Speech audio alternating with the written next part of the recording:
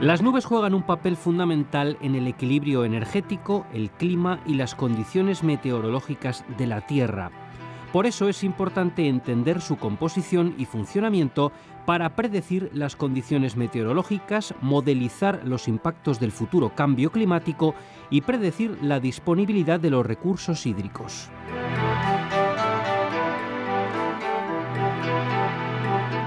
Las nubes son acumulaciones visibles de pequeñas partículas de cristales de nieve o gotas de agua que están suspendidas en la atmósfera.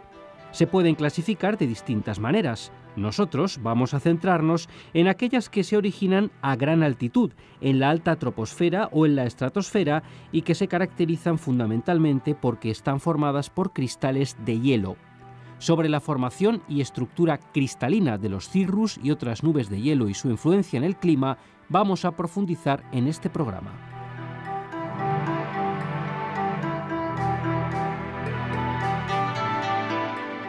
Tampoco olvidaremos el fenómeno de las estelas de los aviones, que pueden convertirse en nubes cirro indistinguibles de las que se forman de manera natural. Su impacto climático está siendo objeto de preocupación científica en los últimos tiempos. De todas estas cuestiones conversamos ya con el profesor del Departamento de Física Interdisciplinar de la UNED, Óscar Gálvez. Profesor, a modo de introducción, ¿qué se puede decir sobre la clasificación de las nubes, a la que aludíamos antes? Las nubes es algo muy presente en nuestra vida.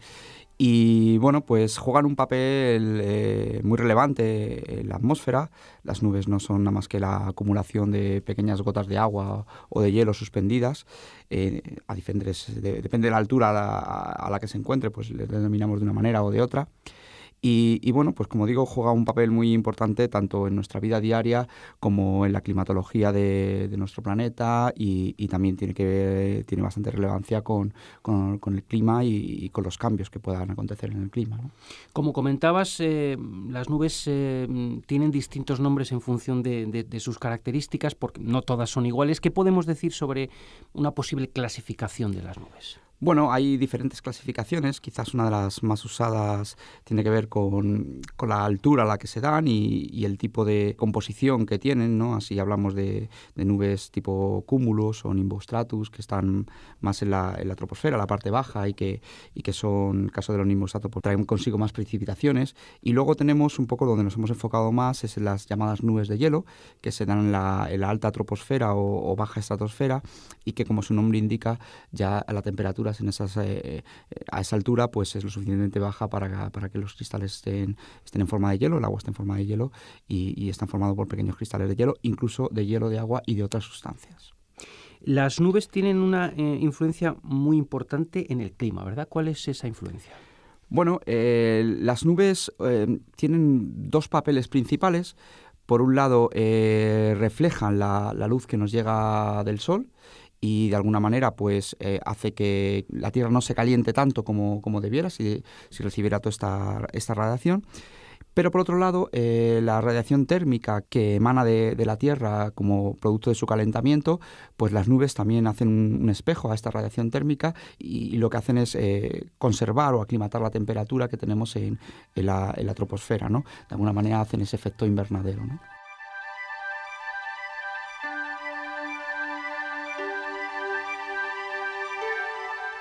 Profesor Gálvez, en este punto vamos a introducir un concepto interesante, el del forzamiento radiativo. ¿En qué consiste? Bueno, el forzamiento radiativo no es nada más que una cuenta de cuánto quitan radiación o cuánto no dejan salir la radiación con respecto a la que nos llega del Sol a la Tierra, ¿no?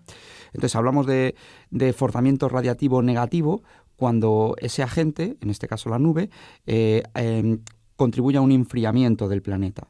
Y forzamiento radiativo positivo cuando contribuye a un calentamiento, es decir, cuando retiene la radiación térmica o cuando no deja pasar la radiación visible desde el Sol, ¿no? Las nubes tienen un papel ambiguo, dependiendo a la altura a la que se den, el tipo de nube que tengamos, la composición puede tener un forzamiento radiativo positivo es decir, que influyen en el calentamiento, en el efecto invernadero, o un forzamiento radiativo negativo, dependiendo, ya digo, a la altura a que se dé y el tipo y característica de nube, si tiene un albedo, o sea, un reflejo de la luz muy alto, o más bien es transparente a la luz visible, y en cambio sí retiene la luz infrarroja, la luz más térmica, ¿no?, por así decirlo. ¿Y en concreto en el caso de estas nubes de hielo de las que estamos hablando? Pues estas nubes de hielo, ya digo, no es general todo lo que podamos decir, incluso los rangos de incertidumbre son bastante grandes, pero tienen un pequeño forzamiento radiativo positivo. En general son muy delgaditas y reflejan poco la luz visible del Sol, pero en cambio más o menos sí contribuyen o retienen parte de la energía, de la energía térmica, ¿no? No podemos hablar de algo muy general porque va a depender del tipo de nube, a la altura que se dé, del espesor que tenga, la región, si tiene o no otras partículas formando la nube, no solo el hielo de agua. Bueno. ¿Y estas nubes de hielo además intervienen en otros procesos de relevancia para el clima, no? Las nubes de hielo, dentro de su estructura cristalina, pueden catalizar diferentes reacciones, es decir, pueden ayudar a que diferentes reacciones que tienen que ver con la química de la atmósfera, pues se den más o se den menos, ¿no? Por ejemplo, si hablamos, por ejemplo, de las nubes estratosféricas polares, que son nubes de hielo también, pero no solo de hielo de agua, tienen hielo de agua, ácido nítrico y ácido sulfúrico, se dan en las regiones polares, principalmente en la Antártida, y las temperaturas son tan bajas y a la altura que se dan que otras sustancias como el ácido nítrico o el ácido sulfúrico pueden solidificar, pueden formar un cristal, ¿no? Entonces estas nubes, por ejemplo, por citar este ejemplo, son conocidas desde hace ya bastantes años por su papel en la eliminación del ozono de la estratosfera, en el agujero de ozono que conocemos en la Antártida, ¿no? Estas nubes catalizan reacciones que sin la presencia de estas nubes no se darían, porque no son termodinámicamente favorables, ¿no?, o cinéticamente favorables, ¿no? En concreto, pues por ejemplo, activan especies de cloro que tenemos en la atmósfera, que en principio son inertes e inactivas en la atmósfera y no contribuirían a reaccionar con el ozono, pero las activan, las convierten en otras especies mucho más activas, mucho más reactivas, y son las que al final reaccionan con el ozono y lo destruyen en estas capas, ¿no?, de la estratosfera.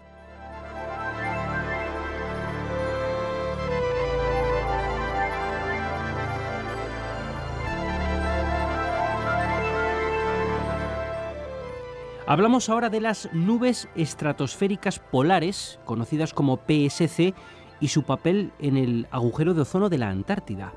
Como digo, son conocidos desde hace tiempo porque se dan justo a la altura donde se produce la eliminación de la capa de ozono, ¿no? Cuando hablamos de otro concepto de fases metaestables, ¿a qué nos estamos refiriendo? Para evaluar el papel que las nubes tienen, en este caso las nubes de hielo, no solo nos interesa a los científicos la composición, si están formadas por hielo de agua o hielo de ácido nítrico con agua. No solo es importante la composición, sino también la estructura que tiene estos hielos, es decir, el ordenamiento cristalino que sufren estas moléculas. En función de que este ordenamiento sea de una manera o sea de otra, al final el papel que pueden desempeñar puede ser uno o puede ser otro, o puede tener un papel mucho más reactivo o menos reactivo, ¿no? En el caso de lo que estamos hablando de fases metaestables, en general las fases metaestables son fases cristalinas que no terminan de ser estables del todo y que evolucionan hacia una fase más estable y más conocida y más estudiada. Pero estas fases metaestables pueden existir durante un periodo prolongado de tiempo. Y entonces, como su estructura cristalina es otra, pueden tener lugar a propiedades diferentes. Entonces, es importante estudiarlas porque quizás algunas veces nos enfocamos mucho en estudiar la fase estable, que es la fase pues, que podemos producir de manera más fácil, pero esta fase a lo mejor no es la más relevante porque hay otra fase anterior que es la que ha producido el papel principal, ¿no? Y dentro de estas nubes estratosféricas polares que decíamos que se denominan PSC, se conocen como PSC, existe también otro concepto, otra clasificación, bueno, ahora nos lo vas a comentar, y es hablar de las NAT. ¿Qué es esto de NAT? Bueno, dentro de las PSC, las nubes estratosféricas polares, pues tenemos diferentes tipos. Los tipos van en función de su composición principalmente, ¿no? Entonces hay nubes estratosféricas polares que son prácticamente hielo de agua o hielo de agua con ácido sulfúrico. Y otro tipo muy importante son las denominamos NAT, que es el trihidrato de ácido nítrico. Básicamente es una estructura donde una molécula de ácido nítrico se une a 3 moléculas de agua y forma una estructura cristalina. No solo existe esta fase del trihidrato de ácido nítrico, sino también el dihidrato o el monohidrato. Es decir, el ácido nítrico es muy afín a las moléculas de agua, tiene mucha afinidad al agua y bueno, pues se rodea de 1, 2 o 3 y produce diferentes fases. Y todas estas se dan o se cree que se dan en las nubes estratosféricas polares y cada una presenta estructuras diferentes y propiedades diferentes.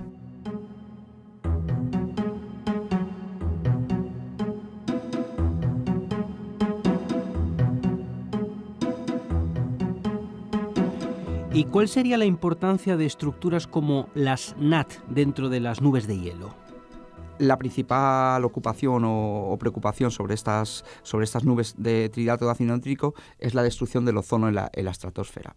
El hecho de que se den unas y no otras puede favorecer unas reacciones u otras, y el hecho de que se den unas estructuras u otras pues también influye en este aspecto, ¿no? Entonces hay bastante debate sobre qué tipo de nube es la que más podría contribuir al agujero de ozono, o qué estructura en general o cómo sería el mecanismo por el cual estas nubes activan el cloro o destruyen el ozono. En todo esto pues hay bastante debate entre los científicos, hay diferentes experimentos que se realizan en laboratorios, simulaciones teóricas, y todavía no hay una teoría asentada de cómo es la activación del cloro o la destrucción del ozono. No hay una teoría asentada. Y es que principalmente lo que pasa es que a veces cuando pensamos que una fase se tiene que producir o una nube se tiene que producir, a veces se produce y la observamos o a veces no.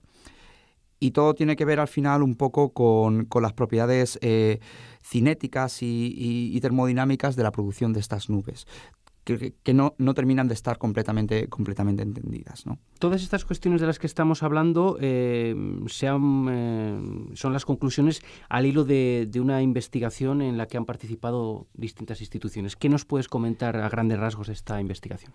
No hace demasiado colaboré en una investigación con diferentes universidades de Austria y también de Suiza, donde tratábamos de esclarecer un poco este tipo de mecanismo en cómo se producirían estas nubes, ¿no? En concreto nos enfocamos en la nube del trihidrato de ácido nítrico, las NAT, y bueno, vimos que si bien había una estructura conocida y muy bien documentada, que era la estructura estable de este hielo, si bien había otra estructura metastable, que evolucionaría hasta estable, que no era tan conocida, aunque sí se sabía, pero que no se había investigado muy bien el papel que podría tener, ¿no?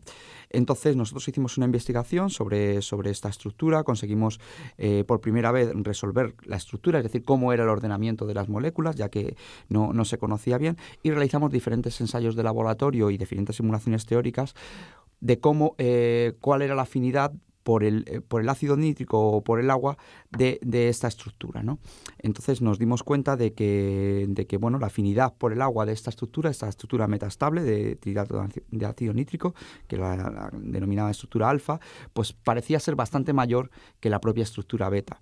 Entonces esto, bueno, juega un papel relevante, ya que parece indicar que a la hora de producirse estas nubes en la estratosfera en los polos, en la Antártida, pues parece indicar de que primeramente se iba a producir esa estructura de alfa-NAT y no la de beta-NAT, y esta estructura alfa-NAT probablemente sería la más indicada a la hora de producir las reacciones de la activación de cloro y de eliminación de ozono.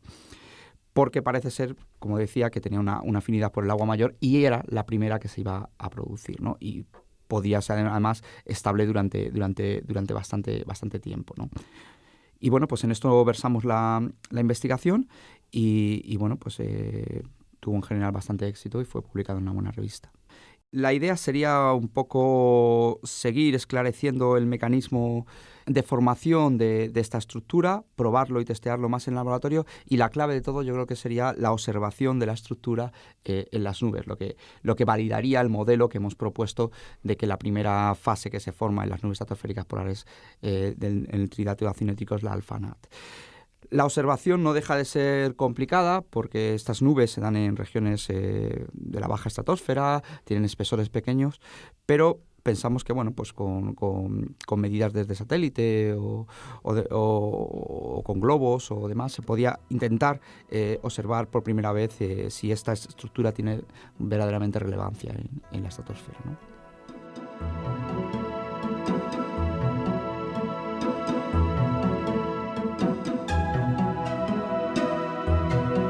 Profesor Gálvez, nos referíamos también al principio a los efectos sobre el cambio climático de los conocidos como cirrus contrails o estelas de los aviones. ¿Qué podríamos añadir al respecto? Sí existe cierto debate y cierta investigación, porque a raíz de toda la industrialización del hombre y del aumento del tráfico aéreo, pues uno puede observar habitualmente en el cielo, donde pasa un avión que deja una estela que, en principio podemos pensar únicamente que es un hielo de agua que se ha cristalizado por el paso del avión, pero que también tendrá otras sustancias que emanan de los escapes de los aviones, ¿no? Entonces se han realizado diferentes investigaciones viendo el papel que pueden jugar estas estelas, estas nubes, que son creadas de manera artificial y que pueden contribuir al forzamiento radiativo positivo o negativo de la atmósfera y al efecto invernadero o no, y aparte pueden contribuir debido a que tienen otras sustancias, otras moléculas que son artificiales, por así decirlo, que se ponen en esa altura de manera artificialmente, pues a diferentes reacciones que tienen que ver con la química de la atmósfera pues que pueden contribuir al ozono, a la destrucción o no de ozono, o a la activación de ácidos o de cualquier otro contaminante, ¿no? Y muchas veces leemos o escuchamos informaciones relativas al tamaño de la capa de ozono. Ya que hemos hablado de esta cuestión, ¿ese tema cómo está? ¿Es un tema que sigue siendo de máxima preocupación? ¿Ha mejorado? ¿Ha empeorado? El agujero de ozono es algo que se sigue y se observa diariamente por los científicos. Es decir, no ha dejado de tener actualidad en ese aspecto. Si bien es que a partir del protocolo de Kioto y de la eliminación de los clorofluorocarbonos, los CFCs y otro tipo de sustancias que usamos de manera habitual en nuestra vida, pues se le ha venido un poco viendo el papel y si ese protocolo y esa eliminación de contaminantes ha llevado por fin a una reducción del agujero de ozono, ¿no? Esto es difícil de ver porque el agujero de ozono no solo interviene en el número de contaminantes que lanzamos a la atmósfera, sino también la propia climatología de ese año y otra serie de factores, ¿no? Entonces al final hay que observar este aumento o disminución en una serie temporal larga, ¿no? Tampoco llevamos tanto tiempo observando el agujero de ozono porque el modo de observarlo es a través de medidas de satélites y estas pues no tienen un registro súper antiguo, ¿no? Pero si bien parece indicar ya en los últimos años de que yo creo que lo más sensato sería decir que por lo menos en aumento no va y probablemente estemos consiguiendo estabilizarlo o incluso reducirlo. Pero ya le digo que esto hay que esperar un cierto tiempo a tener una serie temporal larga para poder afirmar con rotundidad estas premisas, ¿no? Pero yo creo que en cualquier caso sí que el protocolo ha servido para eliminar contaminantes y que no inyectemos estos contaminantes en la estratosfera. Y yo creo que era también bien probado de que estos contaminantes contribuían a la liberación de halógenos, de cloro, de flúor en la estratosfera, que bien es sabido la repercusión que tienen en sus reacciones con el ozono. O sea que yo creo que fue muy positivo en su momento y sinceramente creo que esto está ayudando a controlar un poco más este tema, ¿no?, del agujero de la capa de ozono. Y es un camino todavía largo por recorrer porque ya sabemos que hay superpotencias que son reticentes a ratificar este tipo de acuerdos y de convenios, ¿no? Sí, sobre todo ahora quizás más en boca está el tema de las emisiones de CO2, que es un gas que contribuye mucho al efecto invernadero, ¿no? y que, bueno, al final es que es bien claro de que la mayor producción de CO2 es a través de la quema de combustibles fósiles. Y bueno, es algo bastante peliagudo de meter mano, porque bueno, pues hay economías muy grandes de diferentes países que se basan en general en estos combustibles, pero que bueno, también está bastante probado de que el efecto que está teniendo sobre el clima es claro que es un calentamiento, ¿no? Entonces, bueno, pues a ver si poco a poco los gobiernos van siendo todavía más sensibles a estos aspectos.